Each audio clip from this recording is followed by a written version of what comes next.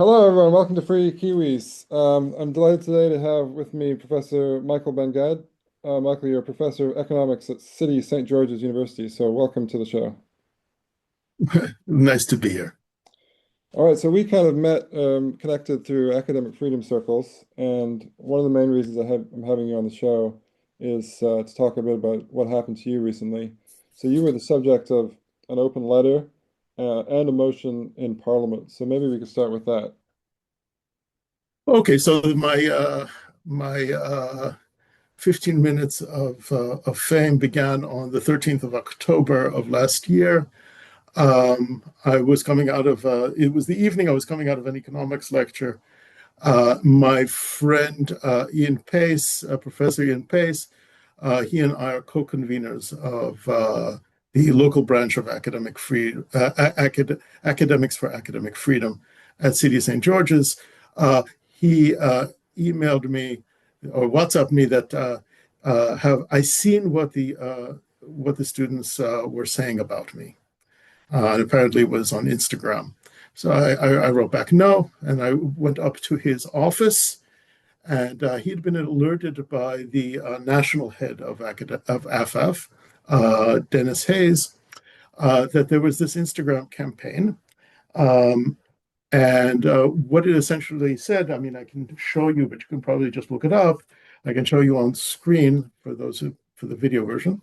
It says here, terrorists, ex-IOF, by which they mean IDF, terrorists roaming in our lecture halls. And if you look at it, aside from having my picture on it and it says shame on City University, um, it has on the back behind it this red hand, which is a kind of useful. I'll come to that in a moment to know about the background for that. It sort of lists all of my terrible crimes, including the fact that I studied at Hebrew University of Jerusalem from 85 to 88. That I was a lecturer at the University of Haifa. You know, these are occupied territories, genocidal societies. I had worked as an economist at the Bank of Israel. All of these things are true. And of course, I had done my compulsory military service in the IDF between 82 and 85. I was conscripted at the age of 18 for 3 years, like everybody else. And one of the things, and sort of they have a list of demands, and the demands include, of course, that I be sacked. See if I can find all of what they are asking for. Um, so shame on City for hiring a terrorist since 2008. It's actually, I was actually arrived 2007. They got that wrong. Allowing a terrorist to be near and teach Arab and Muslim students, despite being an active participant in murdering their people, failing to consider the ethical implications of hiring a war criminal. And then we demand the termination of the ex-IOF terrorist contract, an apology to our community to consider such fundamental matters when hiring in the future. Now, the terrorist thing is kind of interesting. As I mentioned, the red hand. The background to the red hand is this has become a motif for the pro-Palestinian demonstrators throughout the West. Um, so 25 years ago, two middle-aged Israeli men. They were off-duty reservists, unarmed in a civilian car, took a wrong turn and wound up wandering into the West Bank, the area under the control of the Palestinian Authority. This is post-Oslo. And they were unarmed. The PA basically, the military there arrested them and brought them to headquarters. And word spread that they had arrived, and a mob gathered outside that police station. Eventually, they broke into the police station, this mob. They murdered the two reservists. Apparently, they've been chained to chairs or something like that. They basically stabbed them to death. And then one of the perpetrators stood outside the window in front of the baying mob, holding up his bloody hands, his blood-soaked hands, to show everyone that they had been killed. So that just puts the sort of the terrorist motif in sort of context. And Yeah, I was going wherever to you ask see about this, that. I mean, can you clarify for the Free Kiwis podcast? Have you ever been accused or convicted of terrorism-related offenses, or also or they also accused you of being a war criminal, right? So have you spent time in The Hague? No, no. This is the first time I've been accused of any of these things. Um, this is all part of a campaign to delegitimize. I mean, the reasoning is as follows. Israel is a settler colonial state. That's an idea that they have absorbed from their lectures. We can get into that, where they get these ideas from, and therefore inherently illegitimate. And therefore, your military service defending that state is inherently a war crime. I mean, I'd go even further. Well, let me There stop there actually, because it's actually really interesting to me because I come from a military background. I've never served in the military, but there's other aspects of this that I want to get onto, like anti-Semitism. But there's also a sort of anti-militarism, like, are you allowed to have been in the army and to teach at City St. George's? Because I mean, you could accuse lots of people of war crimes or whatever if your definition of war crime is just serving in the army, right? And using sort of deadly force against others or threatening others with deadly force, right? Which is kind of what the army involves. Well, I mean, there are two strands to this kind of thinking, and you're right to sort of point that out. Partly it is deeply anti-Semitic.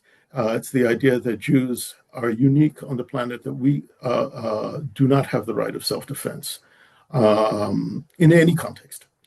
But beyond that, yes, and that's kind of interesting because I often think that, I mean, there are sort of strange aspects to this campaign that was launched against me.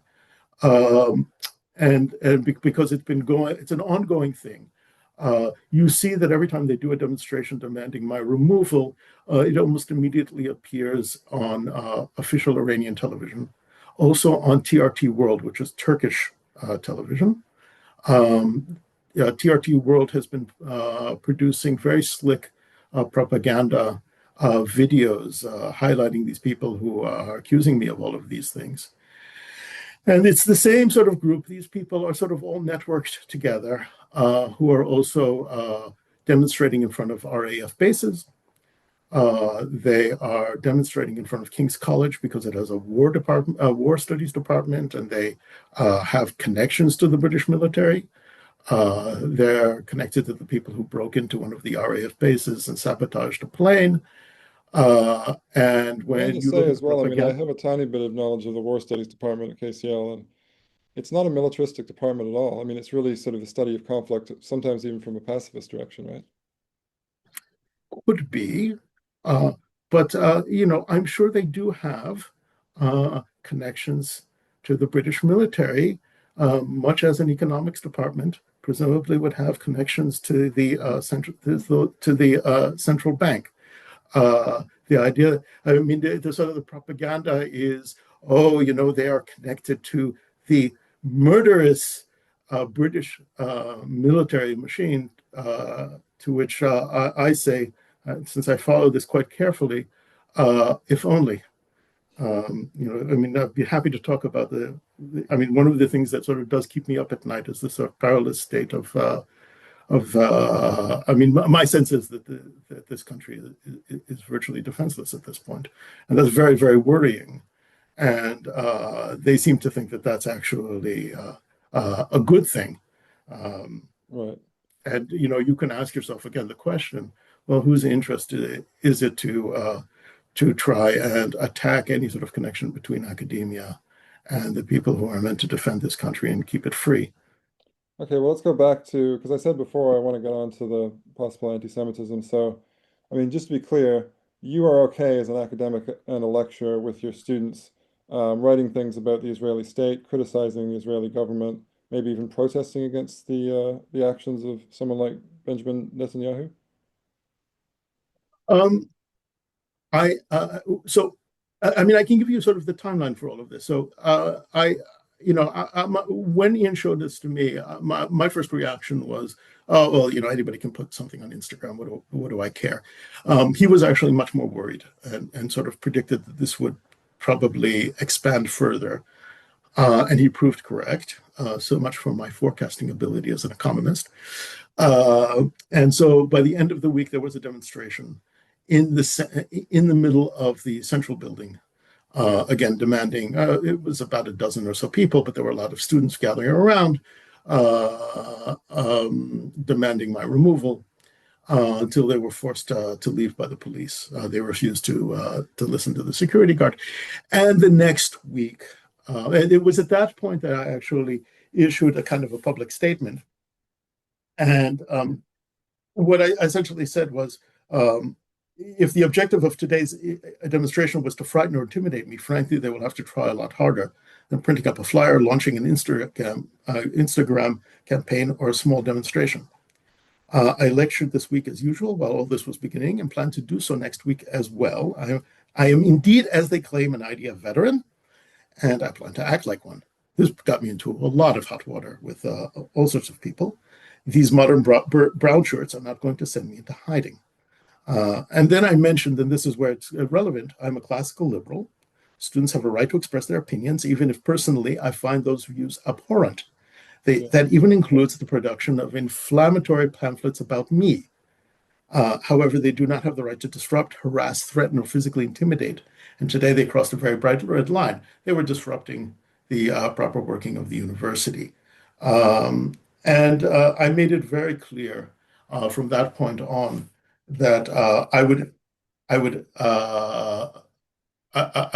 give every single lecture. I would do every tutorial. That I was going to show up every day on campus, regardless of what it is they were threatening me with. So disrupting Um, the operation of the university. So there is a moment I've seen video clips where protesters come into your actual room where you're well, lecturing. that was the week later. Oh, okay. So it escalated from there. The week later, while I'm teaching my class on intermediate, well, macroeconomics, I was discussing sort of the differences between the Bank of England and the Federal Reserve and the European Central Bank. All good stuff. Suddenly, I hear screaming and yelling, and they march in from two different directions and start screaming very loudly. They're all covered, their faces are all covered, calling me a war criminal, a Nazi, and demanding that the students walk out with them. This lasted for about 10 minutes. Eventually, they left. The security guards came, but the security guards were not actually allowed to touch them. They were screaming in my face. Did you say the security guards I are not refused allowed to to touch budge. them? What's that? You said, Unless they actually physically assault somebody, they are not allowed to physically remove them. goodness me. Uh, Even though they're clearly just, I mean, I'm not saying you beat them up or something, but I would have thought they would be able to look like a bouncer in a club, just sort of remove somebody from the space if they're disrupting the activity. um, as I understand it, I mean, look, I've been department head in the past. One of the things I noticed about British academia is they are very frightened of lawsuits. And apparently, they have had in the past taken legal counsel and been told that under no circumstances can security guards do anything. They can ask politely or they can call the police, but they cannot do anything unless somebody is actually being harmed. At that point, they can intervene. Okay, so if someone smacked you in the face, they would have been able to do something then. But In that case, they would have been. And, so they came straight up in front of me, right, and confronted me and yelled and screamed at me. But the protesters themselves also, again, it's sort of interesting because they do seem to know the law. Somebody serious is advising them and telling them just how much they can get away with. So I did file a police complaint, and in the end, the CPS decided, the Prosecution Service decided that they wouldn't be able to get a conviction against these people. Um, so since then, there has been a sort of an ongoing campaign. Every month or so, there's a demonstration, this time outside the main entrance. Um, and there are various Instagram posts. Some of them are a little bit comical. Um, One thing they do is they Photoshop me in various what they think are Israeli military uniforms, which is kind of flattering if you think about it. I mean, the idea that I could actually fit into my old the uniform I wore when I was 18 is actually kind of a nice thought. It's unfortunately probably not true. At one point, one of them, they actually put me in an Air Force uniform. So I served in the ground forces and the Air Force. In Israel, the Air Force has a certain they see themselves as sort of superior, right? So I got a kind I of think an that's the upgrade. And in reputation fact, Air Forces have everywhere in the world. what's that? I think that's the reputation the Air Force has in every country I've lived in. But yeah. I think not so much in this country. I mean, we have a good friend actually in our synagogue who is, I guess, the equivalent of like a colonel in the RAF and a fighter pilot. And he was complaining. I mean, his interactions with the British Army, I mean, they regard us as basically. I mean, I once asked him, had anybody ever bothered him about the fact that he was Jewish? And he said no. But he had various occasions where he had to be sort of a liaison with the British Army. And he said they regard us as basically glorified garage mechanics. Okay, maybe in the British Army it's the cavalry that has the snob value. But anyway, so are they having these protests? They're having a protest every month outside the building you're teaching in, and that's about you specifically. It's not just about what's going on right now in the Middle East. It's sort of, it's the Omni cause. It's all of it Okay. together. And they're also protesting, by the way, against the president of the university, Sir Anthony Finkelstein, who is a good friend.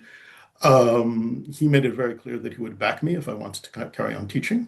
They did offer to basically put me on paid leave, and I refused. I mean, it was quite I was quite tempted because I had lots of papers with revisory submits and a chapter to submit, and I had a 9 o'clock. One of my tutorials was 9 o'clock in the morning, and I have a long commute. But in the end, I decided that that was a really bad idea. If they could force me off campus or force me into hiding, there are people who are far more vulnerable than me, and they would then become targets.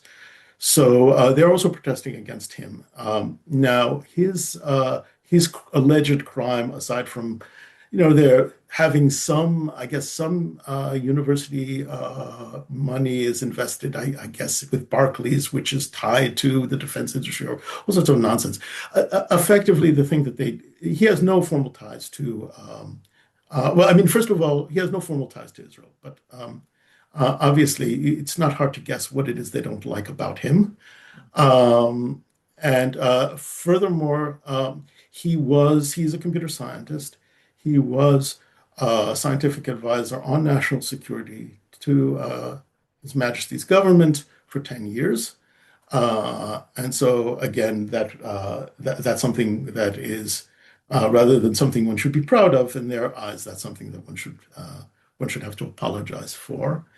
Interestingly enough, at least in some of the posters, so younger brother is Lord Daniel Finkelstein, was quite a famous journalist, was the editor of the Times, and they apparently put his brother's picture in place of his own. And as Anthony likes to say, apparently we all look alike to them.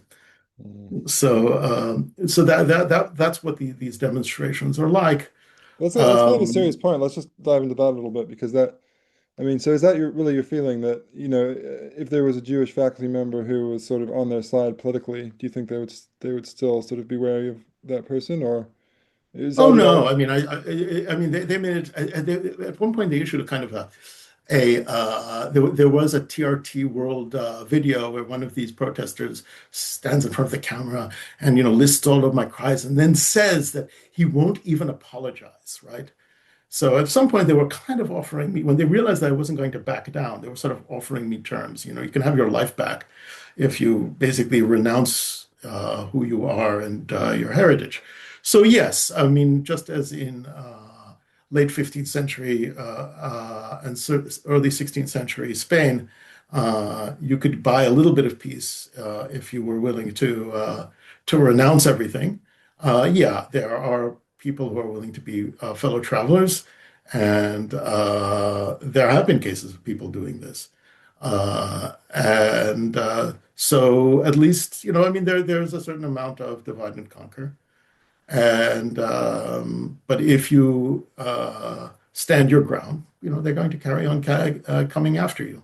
So what did you mean when you said that they learned this through the lectures? Did you mean specifically the anti-Semitism or the intolerance or both? Well, this is a much, much deeper problem. The you know, I got sort of, I mean, it sort of relates again to the question of why I specifically was targeted. I'm not the only Israeli on campus. I'm certainly not the only Israeli in the University of London.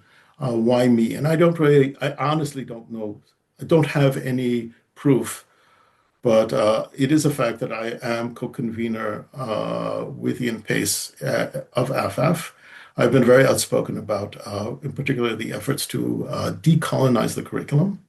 I've been very supportive of transgender, I'm sorry, uh, um, um, um, Been skeptical of some of the gender critical fundamentals, but feminists yeah, like Alice Sullivan and Kathleen Stock. yeah, And I think that a lot of these networks, I mean, it's not that the ideologies are very, very different. In fact, they're almost opposed to each other, but they travel in the same circles. There are no networks with nodes that are in common. And I think they made a decision that they were going to target. I don't think that they made a decision. They looked at me and said, well, let's target him. But rather, they made a decision that we're going to start targeting Israeli academics. Who do we pick first? And at that point, my name must have come up. And I suspect a lot of it has to do with with that sort of activity. Here he is. He talks about academic freedom. Well, he is a real thorn in the sides of a lot of the radicals in British academia. Let's start with him. Now, the background to all of this, if we go back a little bit further, when people try to understand, outsiders try to understand the sort of the larger culture wars that are happening on campus, it's very easy to sort of think about this as sort of the students against the staff, right? But that's really a mistake. A lot of this is a war between two visions of the university, and it's between members of staff. There's a wonderful book of essays that was put together by the Canadian physicist Lawrence Krauss called The War on Science. And there's one particular chapter I highly recommend by the mathematician Abigail Thompson. And she makes a distinction between dogma U and knowledge U. And it does kind of break down on disciplinary lines. And you have the humanities and nearly all the social sciences increasingly embracing, I mean, because they have sort of taken on the critical theory paradigm as nearly the only way to interpret the world. All social interactions are basically interactions of the oppressed versus the oppressors, the the idea that all institutions in the West are suffused with racism and colonialism, et cetera, et cetera, et cetera. And then there are the natural sciences and economics, though it's a social science, has largely stood on the other side. And along with the natural sciences, we're a quantitative field.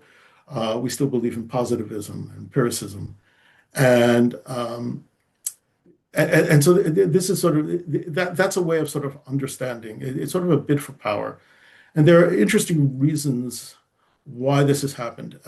It's almost you take it as sort of given that if somebody is a professor of English or any of the sort of the arts humanities, they're inevitably going to be on the left, perhaps on the radical left.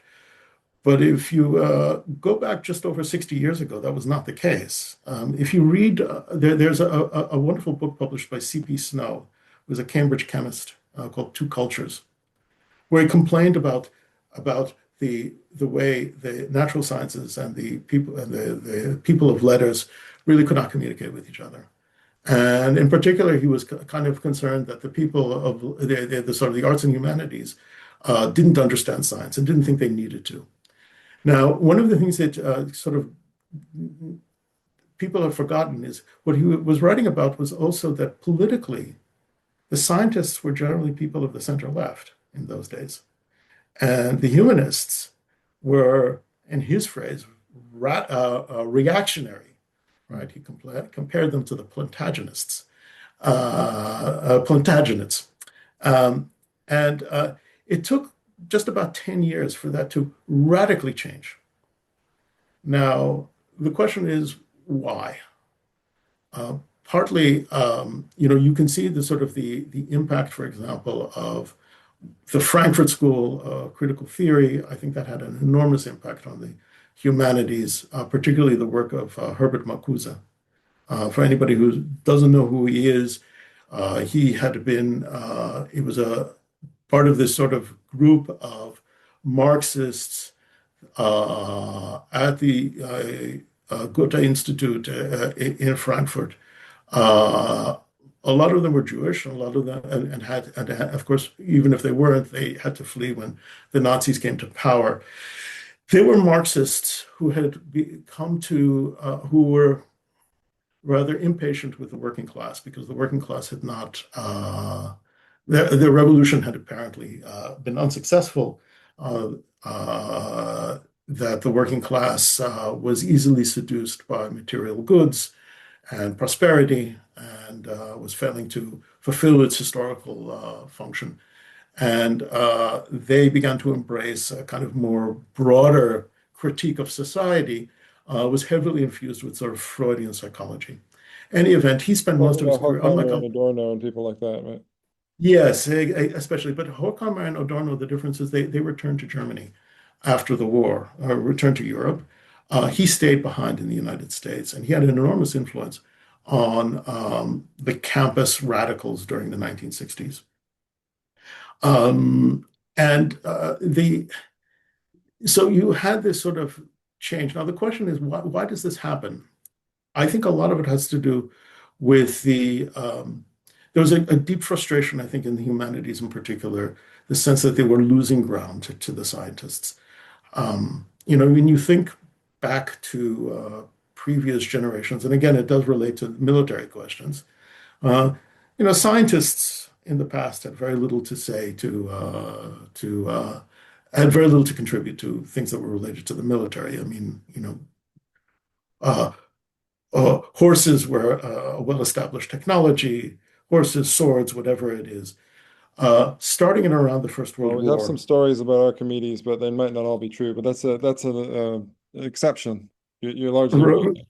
Okay, granted, but but starting in the First World War and really during the Second World War, the uh, governments began to appreciate the importance of science and technology. And that was, I mean, it began in the First World War, but it was kind of institutionalized during the Second World War, the Tizard Commission and things like that. And certainly during the Cold War, the prestige of the sciences grew and grew. The resources that they were able to capture. Right now, the humanities, social sciences and the humanities, each capture in terms of research funding less than 10% of total funding. Um, and uh, and so this was kind of part of critical theory is also that it's very critical of natural sciences for two reasons. Again, partly because it is useful in the military, and they were very critical of the Cold War, and uh, and second of all, they see that the technology that affords the the it creates the sort of the appliances and the television sets and whatever that are used to seduce the working class and to sedate them in essence. That's inherently a bad thing. There's a very ascetic quality to this movement, and that sort of spills over into a lot of the sort of the dogmatic approach that their adherents on It's sort of a campus snobbery about it sort too, of isn't it? That they apply. sort of they don't like the sort of people's amusements. They want people to be reading T.S. Eliot or whatever, and actually they're reading maybe not T.S. Eliot, that's too right wing, but they want people to be reading these great works of literature and art, and the people are actually just watching Hollywood movies, so they have to deconstruct the Hollywood movie. Right, not no, certainly not T.S. Eliot, more likely Maxim Gorky. So that's they're very critical of the sciences, but it's also there's a great deal of envy, I think, involved in all of this. Now, how does this relate to me? So, as an economist, again, economics, I'm very fortunate in the sense that economics, even though we're a social science, we're not politicized. Um, I'm happy to publish articles. I write these mathematical models, and Yeah, I really don't care what the results are. yeah. Um, and You're onto one of your there's papers about that in a, well, I want to talk about your paper on immigration and deficits. certainly. Yeah. Yeah. But I mean, generally speaking, my approach to these things is, I write a model, I write out my assumptions, and here are my conclusions, and very often the results don't necessarily conform to my priors, and that's fine. I'm not an activist, right? That's not. I think that's a kind of a perversion of the role of an academic. So, um, you know, so I was aware of all of these things. I mean, I taught at the University of Haifa before. We shared a floor with the Department of Sociology. Very rarely I would venture to that other corridor and attend a seminar, and I was usually quite appalled actually by just how politicized everything was. Yeah. Yeah. But it have any direct impact on me normally Yeah. in most instances.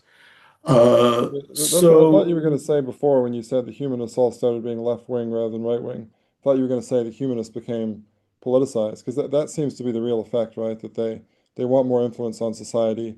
Everyone's ignoring them, and that's why you see this strange term where nowadays, I wouldn't say they're all doing this, but a lot more often than not, I'd say, or very often, you look at humanities departments, their websites, and people aren't writing biographies of Dickens anymore. They're actually doing some sort of weird sociology which isn't grounded in data.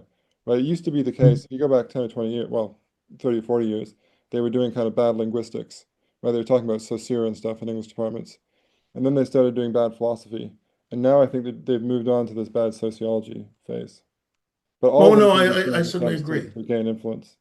But It, I don't it, really, it, so why do you think then, I understand that they're trying to get influence, that's why they become more politicized in the humanities. But why do you think they specifically become more left wing rather than right wing? Because I mean, they could have tried to do that in a right wing direction, right? it's conceivable. I mean, in the past, you saw that actually in Nazi Germany. I mean, the academics became very, very right wing uh, in the early 20th century. They were overrepresented. The Nazis were overrepresented on faculties. But again, I think here this is where the influence of critical theory. I mean, Alan Bloom in his Closing of the American Mind wrote about his experiences at Cornell in the late 1960s and early 1970s.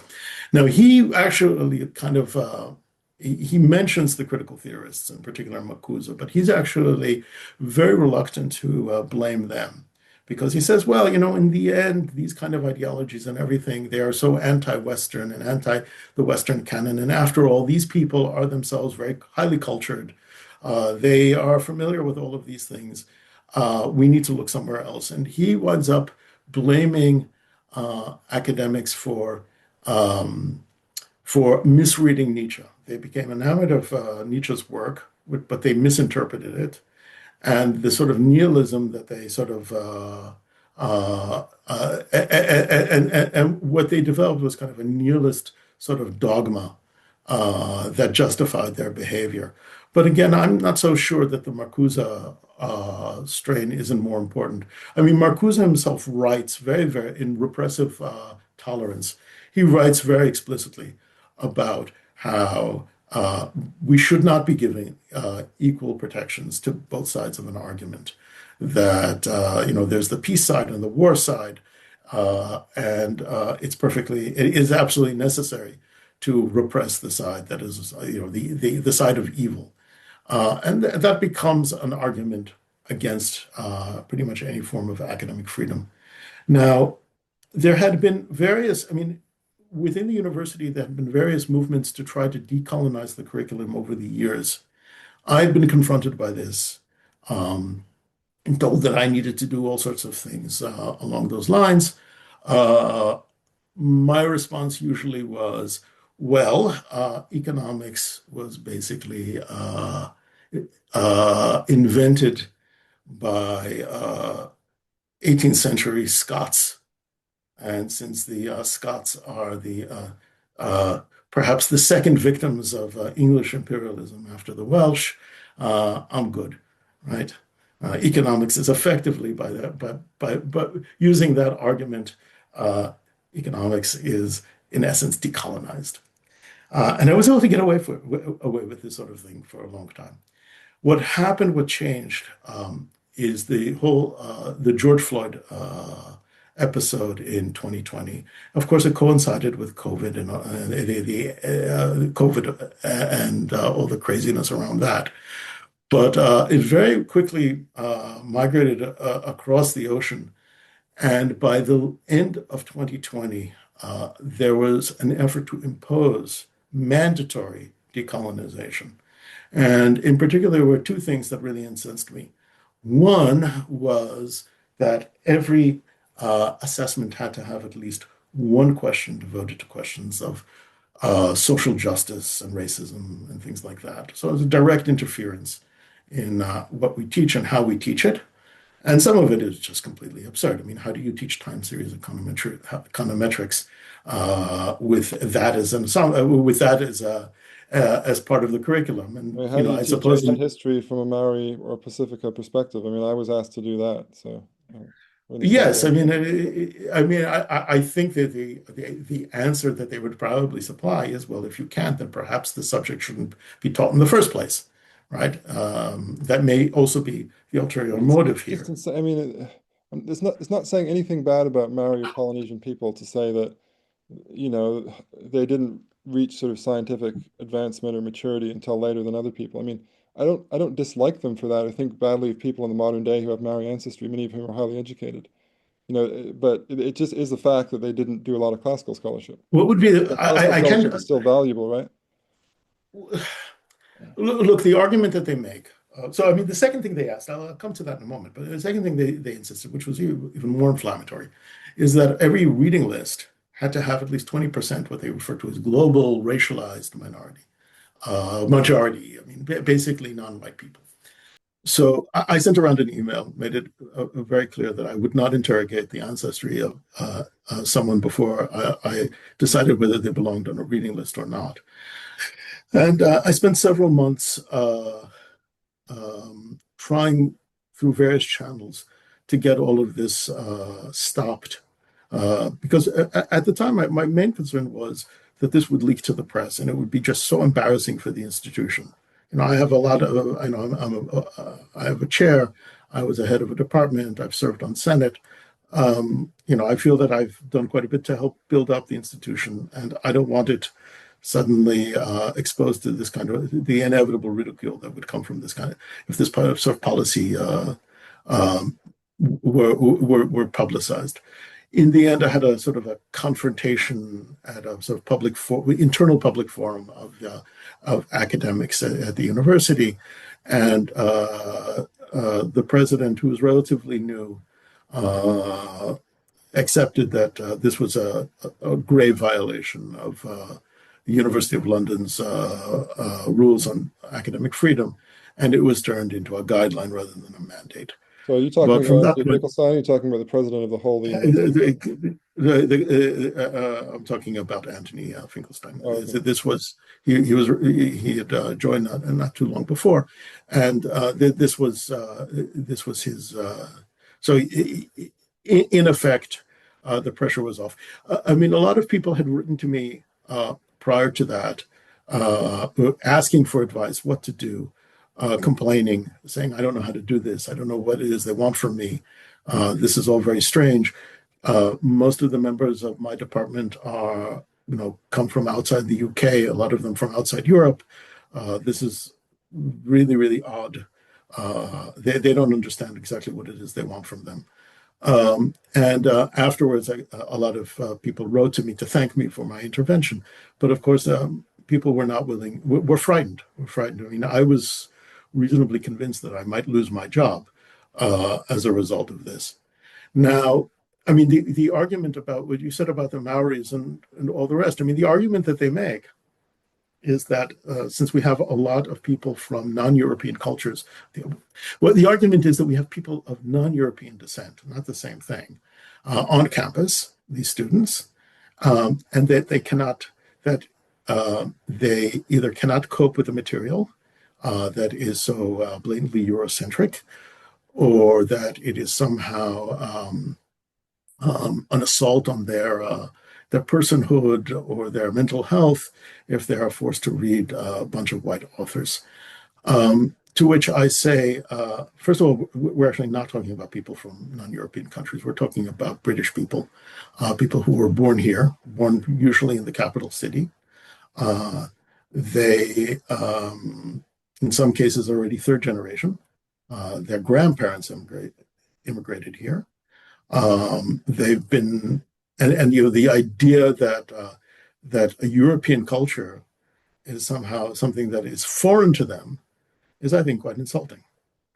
One of the things you notice when you get into these discussions, it very quickly veers into really ephemeral things.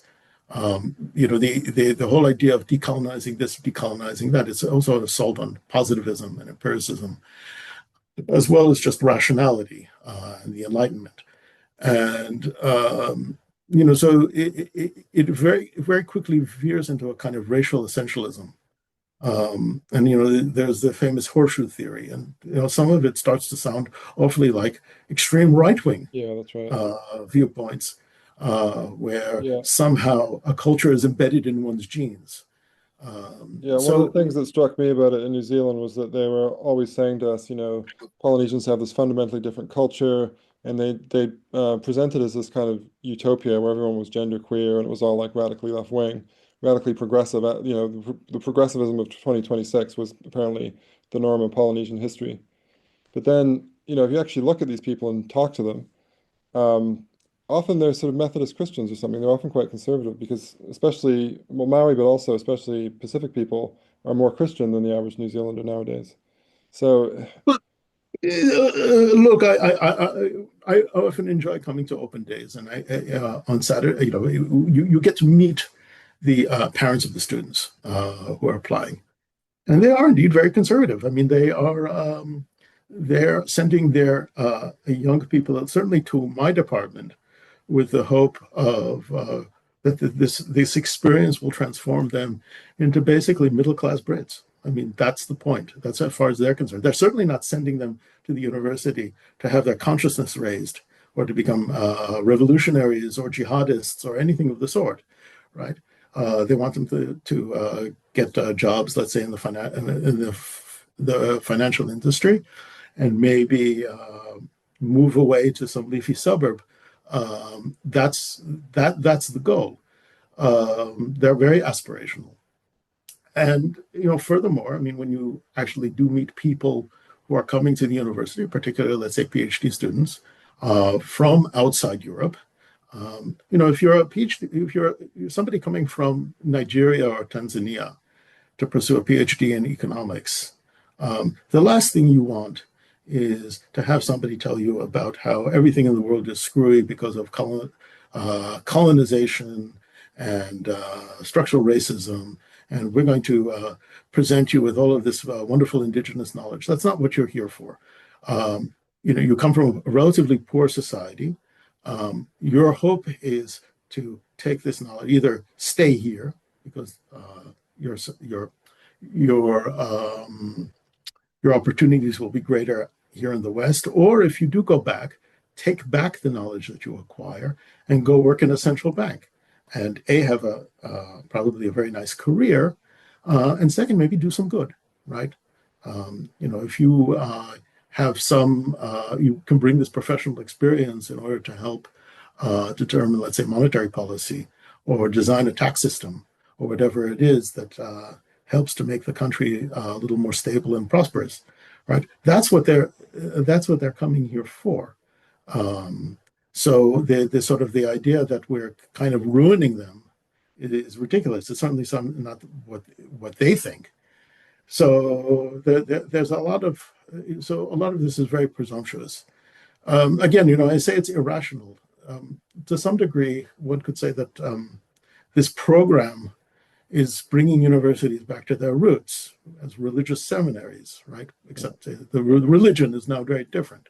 right, It's a kind of a woke dogma rather than in Catholicism or Protestant Christianity. right, And that also explains, in part, why it is so intolerant. right. Okay, we've traveled quite a distance from what happened to you, which is fine, but maybe let's just go back there one final time because we've heard about what happened in terms of what the students were putting up on social media, the protesters in your lecture hall. So what actually happened from there? So you've already said your institution, especially the president, supported you. Was there any fallout in terms of your professional life or anything else? So Well, I've had I mean, so it's kind of interesting what has transpired. I mean, I got there was a an open letter signed by 1,600 academics supporting me. It was organized by four dear friends, by Professor Alice Sullivan, Abhishek Saha, who I understand you just interviewed, Ian Pace, and Michelle Shipworth, all part of London University's Consortium for Academic Freedom. And so I've had some support. There has been pushback from various quarters. The I'm not a member of the union, the UCU, for a whole variety of reasons, and I've clashed with them in the past on questions of university governance and academic freedom. They're very much opposed to the HEFOSA, the Higher Education Freedom Act that was that's interesting passed. because the main academic union in New Zealand, the TEU, Tertiary Education Union, they've also kind of taken a stance against the academic freedom legislation in New Zealand, which I think is a mistake. And I Well, would have look, supported them otherwise, but they went very political and very cultural in certain ways a few years ago, and I couldn't really remain a part of them. oh, this is a long-standing issue with the UCU. The UCU has been radical for a long, long time, and it's taken a very extreme position on everything regarding the Middle East. The idea that Israel is just an illegitimate settler colonial society. Uh, I mean, you only have to look up the previous incident with David Hirsch at Goldsmiths. So David was involved in the union. He's an old-fashioned leftist. He had the temerity to write a book on the subject of anti-Semitism. The student union, for whatever reason, took exception to that. They launched a campaign denouncing him as a white supremacist. If you know anything about 20th century history, the idea that Well, that's like the students we calling are you a we are Nazi in your we lecture, I right? mean, Probably not on I the mean the side of the question. Nazis. Right. I mean, my parents both selves are survivors, and the idea that we are white is, let's say, contentious to begin with. So they launched a campaign, and the UCU supported the students. And so here, what happened is on the 7th of October, almost immediately after, they began posting things on their Twitter account denouncing the genocide of the Palestinians. I mean, Israeli soldiers were still hunting down the members of the Nukba, these Hamas fighters, in towns around Israel, while they were already screaming and yelling about the genocide against the Palestinians. This is long before Israeli troops had actually crossed the border. So the national organization, best of my knowledge, has not simply not taken a position on the harassment campaign against me. The local union, I've had various clashes with them over this. I think they're careful not to say explicitly. So the student union complained about my behavior. The way I've responded to all of this. They, I mean, they're, I guess, kind of making the argument that my presence on campus is, again, the whole mental health thing. It's a threat to students' mental health. My response is that if the sight of a 62-year-old economics professor rushing to his next lecture is a threat, is that frightening, then you have really serious problems that removing me is not going to Well, also, I mean, resolve. did they take your mental health into account? Because, if you're a Jewish guy being called a Nazi by your students, that you might think that's a bit troubling, right? Right, I but mean, you're a no, of robust course not. person, but I mean, it's at least as plausible that you would have problems with mental health because of this than that. Yeah, yes, but you have to understand again the sort of the critical theory idea that so the idea is that there are hierarchies of privilege, and in their view, Jewish people are at the very apex of all of this because, in their words, we are again. This would strike somebody like Julius Streicher or various other people of that ilk as kind of strange. We're referred to as hyper white Yes, I've because heard that term. Yeah. right, we have both white and Jewish privilege. So obviously, for that reason, to use the title of a book I'm not really keen to endorse by David Baddiel, Jews Don't Count. The I can explain why in a moment, but no, and the sort of the UCU is taking the view that we have to listen to the students and do something about me, which is fine. I find that organization to be, for a variety of reasons, not just that, to be sort of a little bit ridiculous. And so, yeah, I mean, the I've been carrying on with my work. I submitted an article in a statistics journal the other week, and I've got another revised resubmit for a macro article, and so I'm carrying on and trying to make sure that this doesn't sort of absorb all of my attention. Okay, Um, great. Well, then maybe that's a good point at which we should move on to this. I think one of the articles you're referring to is the one on immigration and deficits, right? yeah, Oh no, that right. one's So I already have a out. one. That What's one's that? already out. So on the political economy of deficit bias and immigration is the one that I've been reading. Mhm. Yes. So yeah, so basically your theory here is if voters are altruistically linked to their descendants, rising immigration may explain rising deficits, because basically we don't care about imposing future debts on people that aren't our descendants is the idea, right? Yes, is very much the idea. So the idea I mean, there's a long-standing debate. So when you look throughout the Western world, what you see, which is very disturbing, is rising levels of debt. And some of the debt is official, it's the actual government bonds that have been issued and sold.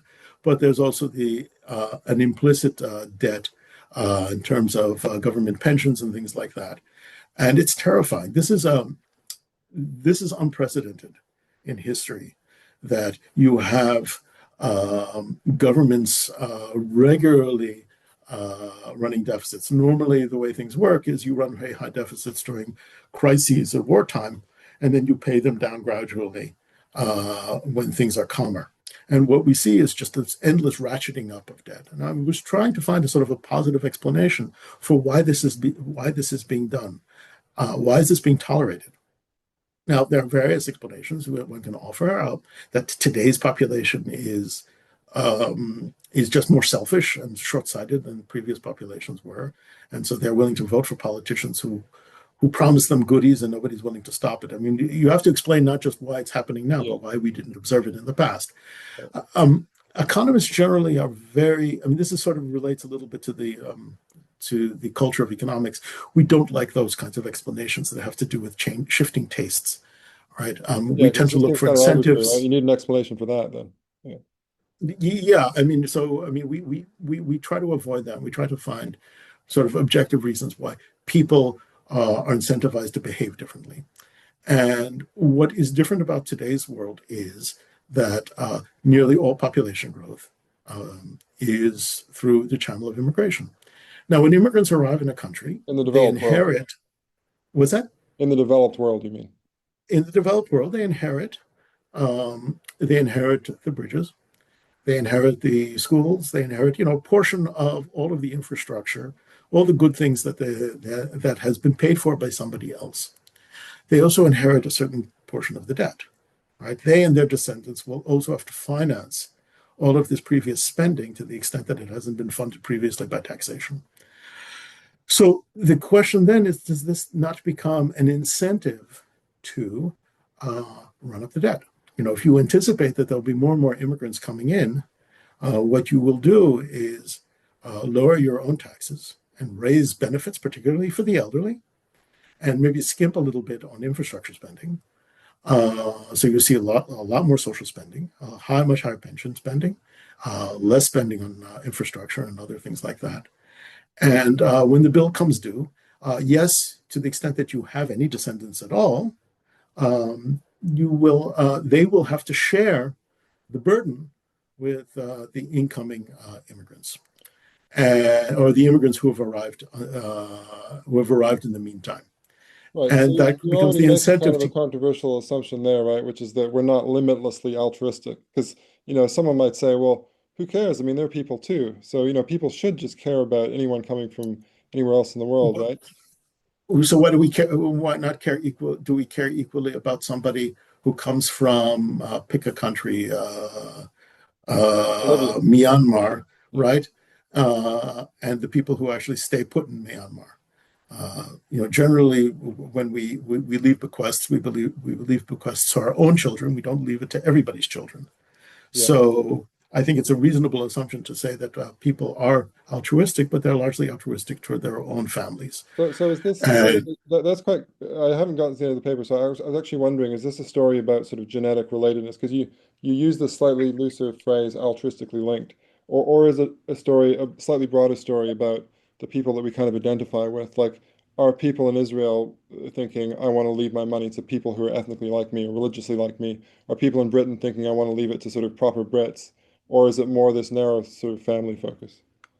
And because well, in my if it's a case, it's story an about like if it's the broader story, then I wonder whether like if you get it really right, someone on the left might say, well, that just means we should build a national culture in which all these people are part of us, like define Canadian in a way that makes sure that when we think of the people in the future, we think of them as part of our tribe as well, right? I don't reject that as a theory or as a possible explanation, but that's beyond the scope of the paper, Yeah, yeah. I right? know. So I'm I just mean, going beyond you the have to big scope. understand. Yeah, You have to understand again when I build these models, I build them in a very precise way. With they're basically. I mean, the way economists build models, what we do is we build this kind of using equations. We build a kind of artificial world yeah, and we populate it with these maximizing mathematical robots, right? And then we try to figure out how they will behave, assuming that they are, they're operating perhaps with in a world that is uncertain with incomplete information, but they are in some sense kind of rationally optimizers, and that they are trying to do the best they can with the information at their disposal. Now, it's not necessarily that they are, it's very easy to model not just that they care about themselves, but they care about their descendants. Once you skip beyond that and you start to say, well, they care about people who are kind of like them, that's certainly conceivable. mhm. I'm perfectly willing to entertain that as a sort of an extension of the model, but it's beyond the scope of the model. And I So, have so, not actually worked specifically on that. But I isn't think that that an there's an empirical element of claim as truth to it. well? Is What's this that? is this an empirical claim as well that your model explains a certain amount of what we observe in the US? Because you go quite deeply Well, into I the US. don't. So when you say empirical, you have to be a little bit careful because when we talk about empiricism, we usually mean Yeah, statistical yeah. modeling. So that paper is what we call a calibrated exercise. So I build this formal model, I solve it out, I then do simulations, and I show that the simulations do match the trajectory of debt. Would an economist call that empirical? The answer is no, because It's there's empirical enough for no me. Yeah. well, it doesn't have. So I had a student who's now at the IMF, Azar Sultanov, who took that model and extended it in all sorts of interesting ways, and also did the empirical work. Oh, So okay. he estimated a vector error correction model that validated a lot of these results. Again, economics. I mean, when we talk about, you have to keep in mind that there's no such thing as we've proven this to be true or the Yeah, causation yeah. runs a particular way. It simply says that we see in the data that there's a strong relationship between these two phenomena. And so it's plausible that this theoretical result might have some validity. Right. I mean, I got into trouble actually many, many years ago. Um, Back in Israel, there was somebody who was a postdoc at Tel Aviv University in the history of science who published this broadside against economics in the sort of the equivalent of Israel's Guardian Haaretz, right? And arguing that we are so arrogant and terrible in a million different ways. And I published a rebuttal. And one of the things I wrote is that actually, contrary to what people think, we're actually enormously humble. In economics, the way we think about the world is that um, it was basically an assault against. My argument was that economics is essentially an antidote to paternalism against sort of politruk, the political commissars and things like that, because we start with the assumption that people are trying to do the best they can. And Yeah. and so to try and fix them right externally, you need a much better argument than simply saying, well, they're stupid and they don't know what's good for them. Yeah, no, I'm on your side there. I mean, when I did my PhD at Stanford, I was actually working with a bunch of ancient historians who were actually keen to inject more economic rationality and modern social scientific methods into the study of ancient history. Problem there, of course, is that we don't have the kind of data that we've got for something like US deficits. But do you want to, I don't know if this will come across well on a podcast, but like we can talk really briefly about your model because I don't really understand it. I'm not trained that way, but you say it's an optimal growth model with overlapping dynasties. I've just written that down. Can you just maybe unpack that? Okay, so optimal growth models are sort of the workhorse model. It's kind of the scaffolding upon which nearly every macroeconomic model today is built. It has its origins in a paper that was published in the late 20s by Frank Ramsey, one of my great heroes. Um, when I teach some of this material, I love to put up a picture of Frank Ramsey on my slides, and I tell the students, Frank Ramsey was a philosopher. He worked with Wittgenstein, and of course, a great mathematician. And in the evenings, in his spare time, he wrote two seminal articles in economics. And if you look at the dates, he died sadly at the age of 28. And of course, when I'm teaching this to my postgraduate students, and they're pretty much approaching that age, I tell them, well, you better hurry up, right? I mean, it is actually quite tragic for a lot of reasons. Had Frank Ramsey lived, I think economics. I'm very critical of some of the work that was done, or a lot of the work that was done by John Maynard Keynes. I think that economics, or certainly macroeconomics, took a wrong turn as a result of his general theory. And it was only in the sort of late 1970s and 80s that we began to correct that wrong turn. Had Frank Ramsey lived, um, I think Keynes would not have been as important a figure, and we would have made a lot more progress. So a lot of these models are built on that scaffolding and the sort of work that was done by Cass and Koopmans in the 1960s. It's basically an optimal savings model. So again, we have these mathematical robots, and they are making decisions about how much to consume and save, subject to a budget constraint. Um, over time, right? And you can use it to, first of all, explain how economies grow over time. Yeah. Um, a lot of these growth models developed in the 1950s and 60s to try and answer a kind of a different kind of question, which was all of these countries have been decolonized, that word again. Yeah. They are relatively poor. What is their fate?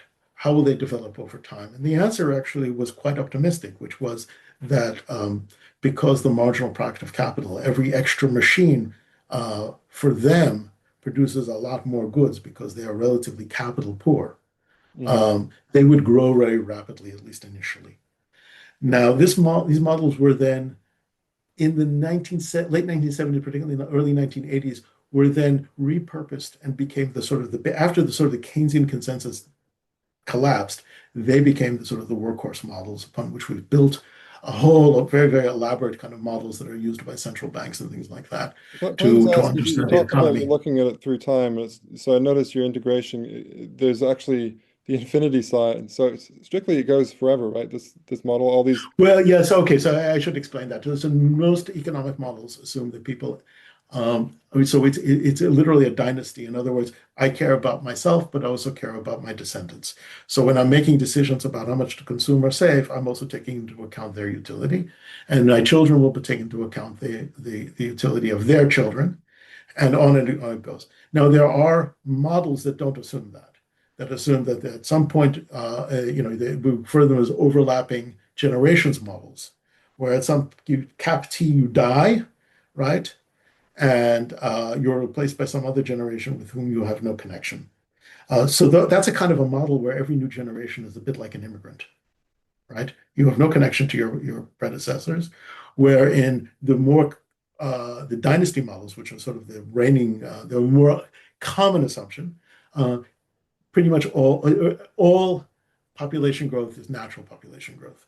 Now, what I have is something that was developed by Philippe Weil back in the late 80s, which is overlapping dynasties. In other words, which allows you to have you have different families who overlap with each other. So I care about my children, but there are more people joining the economy over time. So I have both natural population growth and immigration. So that's a very useful way of modeling an economy that's absorbing immigrants. Now, the infinity, because in the end, otherwise you would have to take a stand. Well, when do we stop caring about the next generation after the next generation? That's one reason. And the other reason, which I understand is going to be very counterintuitive to a lot of people, is that it actually makes the mathematics easier, right? It actually is mathematically more complicated to assume that at some finite time, the world ends or your family ends. It's actually more convenient to assume that it just goes on forever. So and I've already also explained why it's overlapping again, because people are arriving in a standard way, a staggered way, so they are joining the economy over time. Okay, I'll have to take your word for some of that, but thanks. That's very interesting. So my final question, actually, I mean, this is another one where this isn't in the paper, I know, I'm just sort of going off of it, because one of the things I think, one of the problems I think exists now in academia is that people write a paper like this, which basically says, immigration might have this effect. And then everyone comes out and says, oh, you're terrible, you hate immigration. So like, what do you think might be the policy prescription or consequence or inference from this? Well, basically, what you're saying is there's a relationship between immigration and more public debt or higher deficits on an annual basis. Does that mean that we should lower immigration? If so, by how much? Or does it mean maybe we should get more comfortable with having big deficits and debts because immigration is such a good thing? Because it is good economically, right? In some ways. Well, I mean, you could make the argument that the more immigration, I mean, one thing that is definitely the case is that the more immigrants you have, the less the debt burden becomes a problem by and large, because you're sharing it with more and more people, right? So you can run up large debts and then just flood the country with more people. Now, I have other work which makes the argument that is a big difference between the economic impact of bringing in highly skilled people and bringing in people without skills. And that's beyond the fact that some are more productive than others. It has to do with how skilled workers generally complement native-owned capital. So the benefit to the native-owned population of absorbing people with let's say, university degrees is above and beyond the way that they will raise the taxes that they will pay and all the other things like that. So in general, economists are by and large free traders, and you can think about opening up the economy to immigration as a bit like free trade. More generally, I would say that, especially in this country, there's a real reluctance to. So when you think about why are people unhappy about very high rates of immigration, personally, I think it mostly comes down to questions of culture and national identity. I think that we're very uncomfortable talking about these things. The fact is that when you bring in immigrants, what you do is you lower wages, but you raise the return of capital. By and large, it makes the economy bigger. The question then becomes how much of that benefit do the immigrants get as opposed to the native population? To the extent that they do lower wages, it's usually they lower wages of other immigrants who have arrived before them because they tend to compete in the same industries. So the economic impact. So when people complain about the impact that immigrants have on wages, they're usually exaggerating, vastly exaggerating. When people in business complain that we have shortages of workers, and therefore this that implies this, that, or the other thing, they too are vastly exaggerating. The actual impacts of all of this are really, really small, in terms of the overall effect on the economy, because the economy also adjusts. Right. If the only way you can keep this industry going is by constantly importing new waves of immigrants, well, then begs the question, why not shift to some other industry? So it's not really a good argument to keep this industry going by just bringing in more people to work in it. The if British people aren't willing to do these jobs, the but we're very uncomfortable. So the economic arguments in either direction are really weak. But I think people often glom onto them because they're uncomfortable talking about the other impacts that immigration does change the society, it changes the culture, and it changes the political equilibrium, right? Mm, So partly it changes the political equilibrium because eventually these immigrants get to vote and their descendants get to vote, mm. and their interests may be different from those of the native population, the incumbent population. Um, and to some degree, it also changes the political behavior. And that's basically what this paper is addressing, is it changes the political behavior of the incumbents themselves. Right.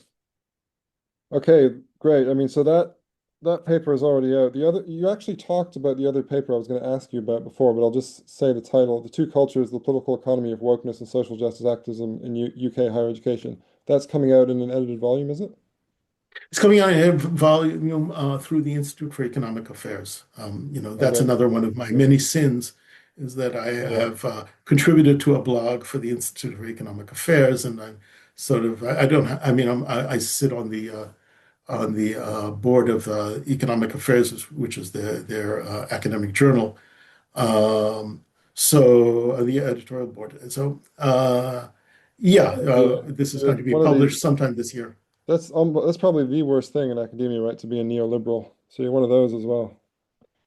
Yeah, I often tell journalists whenever they interview me about sort of questions about economics, I define myself as the university's resident right-wing madman, and that sort of gets the discussion off to a sort of an interesting start. The Look, I'm generally speaking, I guess, neoliberal for, I can't for the life of me, if you wanted to call us names, I guess capitalism, but, making the word neoliberalism sort of like a scare word is sort of really It's interesting. especially because those people usually think liberalism is a good thing, right? But anyway, Normally, in most contexts, certainly in the North American context, that would be the yeah. case. Anyway, thanks so much for coming on, and thanks so much for standing up to those student protesters. And I hope you continue to have a long and flourishing career and publish great technical articles and also articles about what's happening at the university. No, thank you so much. Nice to Cheers. speak to you again.